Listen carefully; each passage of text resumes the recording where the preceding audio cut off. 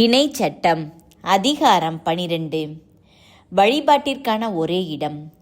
மண்ணில் வாழும் நாளெல்லாம் நீங்கள் உடைமையாக்கிக் கொள்ளுமாறு உங்கள் மூதாதையரின் கடவுளாகிய ஆண்டவர் உங்களுக்கு கொடுக்கும் நாட்டில் நீங்கள் கவனமாய் பின்பற்ற வேண்டிய நியமங்களும் முறைமைகளும் இவையே.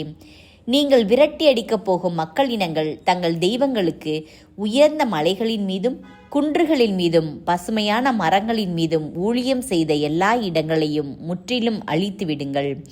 அவர்களின் பலிபீடங்களை இடித்து அவர்களின் சிலை தூண்களை நொறுக்கி அவர்களின் அசேரா கம்பங்களை தீயில் சுட்டெரித்து அவர்களின் கைவினையான தெய்வங்களின் சிலைகளை உடைத்து அவர்களின் பெயர் அவ்விடங்களில் இல்லாது ஒழியுங்கள். ஆனால் உங்கள் கடவுளாகிய ஆண்டவருக்கு அவ்விதம் செய்யாதீர்கள்.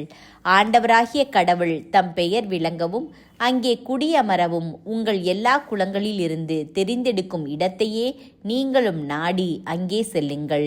உங்கள் எரி பலிகளையும் மற்ற பலிகளையும் 10 பங்கையும் அர்ப்பண காணிக்கைகளையும் நேர்ச்சை காணிக்கைகளையும் தன்னார்வ பலிகளையும் ஆடு மாடுகளின் தலையீற்றையும் அங்கே கொண்டு வாருங்கள். அங்கே உங்கள் கடவுளாகிய ஆண்டவர் முன்னிலையில் உண்பீர்கள். உங்கள் உழைப்பின் பயனும் உங்கள் கடவுளாகிய ஆண்டவரால் ஆசி பெற்றதுமாகிய எல்லாவற்றுக்காகவும் நீங்களும் உங்கள் வீட்டார் அனைவரும் மகிழ்வீர்கள். இந்நாள்களில் இங்கே நாம் செய்வது போல ஒவ்வொருவரும் தம் பார்வையில் சரியென தோன்றுவதை செய்ய வேண்டாம். ஏனெனில் உங்கள் ஆண்டவராகிய கடவுள் கொடுக்கப் போகும் உரிமை சொத்துக்கும் ஓய்வுக்கும் இன்னும் நீங்கள் போகவில்லை. ஆனால் நீங்கள் யோர்தானை கடந்து சென்று உங்கள் ஆண்டவராகிய கடவுள் உரிமையாக தருகின்ற நாட்டில் குடியமரும்போது நீங்கள் அச்சமின்றி வாழும் பொருட்டு உங்களை சுற்றிலும் உள்ள உங்கள் பகைவர் அனைவரிடமிருந்தும் உங்களுக்கு அவர் ஓய்வு தரும்போது அவர் தம் பெயர் விளங்குமாறு அவர் தெரிந்தெடுக்கும் இடத்திற்கு நான் உங்களுக்கு கட்டளையிடும் எல்லாவற்றையும் கொண்டு செல்வீர்கள். உங்கள் எரி பலிகளையும் மற்ற பலிகளையும் 10 பங்கையும் அர்ப்பண காணிக்கைகளையும் ஆண்டவருக்கு நேர்ந்து கொண்ட சிறந்த நேர்ச்சை காணிக்கைகள் அனைத்தையும் கொண்டு செல்வீர்கள். நீங்களும் உங்கள் புதல்வரும் உங்கள் புதல்வியரும் அடிமைகளும் அடிமை பெண்களும் உங்கள் கடவுளாகிய ஆண்டவர் முன் அகமகிழ்வீர்களாக. தங்களுக்கென தனி பங்கோ உரிமை சொத்தோ இல்லாத நிலையில் உங்கள் நகர்களில் உள்ள லேவியரும் அவ்விதமே மகிழ்வார்களாக. கண்ட இடமெல்லாம் உங்கள் எரிபலிகளை செலுத்தாதபடி கவனமாயிருங்கள். ஆனால் உங்கள் குளங்களுள் ஒன்றிலிருந்து ஆண்டவர் ஓர் இடத்தை தேர்ந்தெடுப்பார். அங்கே நீங்கள் உங்கள் எரிபலிகளை செலுத்துங்கள்.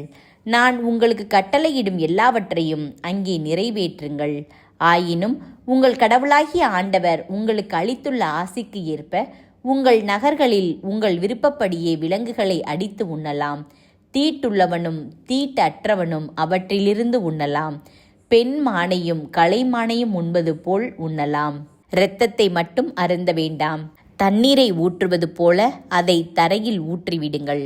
உங்கள் விளைச்சலின் 10 பங்கிலிருந்தோ திராட்சை ரசத்திலிருந்தோ ஆடு மாடுகளின் தலையீற்றுகளில் இருந்தோ நீங்கள் தேர்ந்து கொண்ட சிறந்த நேர்ச்சை காணிக்கைகளில் இருந்தோ உங்கள் தன்னார்வ பலிகளில் இருந்தோ உங்கள் அர்ப்பண பலிகளில் இருந்தோ எதையும் எடுத்து உங்களது நகரில் உண்ண வேண்டாம். ஆனால் உங்கள் கடவுளாகிய ஆண்டவர் தெரிந்தெடுக்கும் இடத்தில் நீங்கள் அதை அவர் முன்னிலையில் உண்ணுங்கள். நீங்களும் உங்கள் மகன் மகள் அடிமை அடிமை பெண் ஆகியோரும் உங்கள் நகர்களில் உள்ள லேவியரும் உண்ணுங்கள். நீங்கள் செய்யும் அனைத்திலும் உங்கள் கடவுளாகிய ஆண்டவரில் அகமகிழுங்கள். உங்கள் நாட்டில் வாழும் நாளெல்லாம் லேவியரை கைவிடாதபடி கவனமாயிருங்கள். உங்கள் கடவுளாகிய ஆண்டவர் உங்களுக்கு வாக்களித்தபடி உங்களது எல்லை விரிவுபடுத்தும் போது நீங்கள் இறைச்சி உண்ண விரும்பி நான் இறைச்சி உண்பேன் என்றால் நீங்கள் விரும்பிய அளவு உண்ணலாம். அவர்தம் பெயர் விளங்குமாறு ஆண்டவர் தெரிந்தெடுக்கும் இடம் உங்களுக்கு வெகு தொலைவில் இருந்தால் அவர் உங்களுக்கு கொடுத்துள்ள ஆட்டையோ மாட்டையோ நான் உங்களுக்கு விதித்துள்ளபடி உங்கள் நகரிலேயே நீங்கள் அடித்து நீங்கள் விரும்புவது போல் உண்ணலாம். பிணை மானையும் கலைமானையும் உண்பது போல உண்ணலாம். தீட்டுள்ளவர்களும் தீட்டற்றவர்களும் உண்ணலாம். இரத்தத்தை அருந்தாதபடி மட்டும் கவனமாயிருங்கள். ஏனெனில் இரத்தமே உயிர். சதையோடு உயிரையும் சேர்த்து உண்ணாதீர்கள். இரத்தத்தை நீங்கள் அருந்த வேண்டாம். தண்ணீரை ஊற்றுவது போல அதை தரையில் ஊற்றிவிடுங்கள். நீங்கள் அதை அருந்தலாகாது.